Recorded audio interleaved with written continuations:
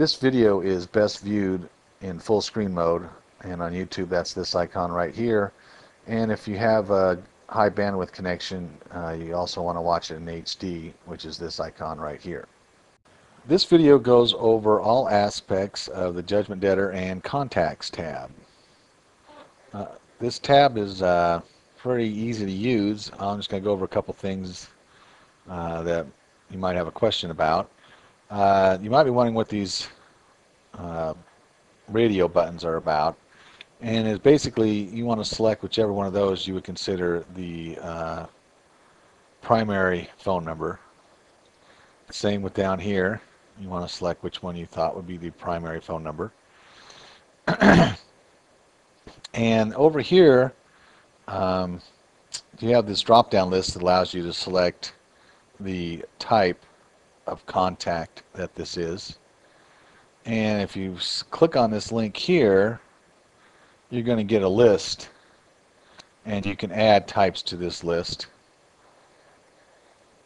One thing of note is, if you notice in this particular example, we have the name ex-husband selected here, and this little abbreviation that you put here is what shows up in parentheses after the name. The idea being you can just look at the tab and know that this is the person's name and this is their relationship or to the judgment debtor, or what kind of contact type they are by this abbreviation. And if you want, you can just blank that out and not use it at all. Over here is when you retire something. If you have a contact type that you no longer want to use, you just click on retire, and then it'll no longer be used.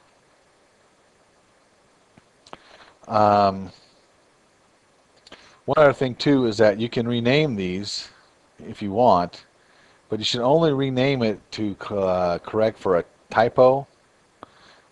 You don't want to rename brother to dad, because what that would do is that'll change everything on all the records. Wherever there was the word brother, it would change it to dad. So that would be rather confusing. It would mess up all your data. If you have the word father and you want to change the word father to dad, well, hey, that's fine. It's the same meaning.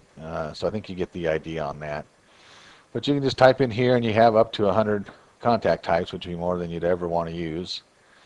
And then, of course, you have up to 7 different contacts you can enter in here, one for each tab, and you have up to 3 different judgment debtors that you can enter in, one for each tab. And if the mailing address is the same as the physical address, that's what this check mark's about. It copies it over and then grays this out. If for some reason they had a separate mailing address, then you would just type it in there. This area here is for notes, and this area here is for notes, and this checkbox here works the same as that one there.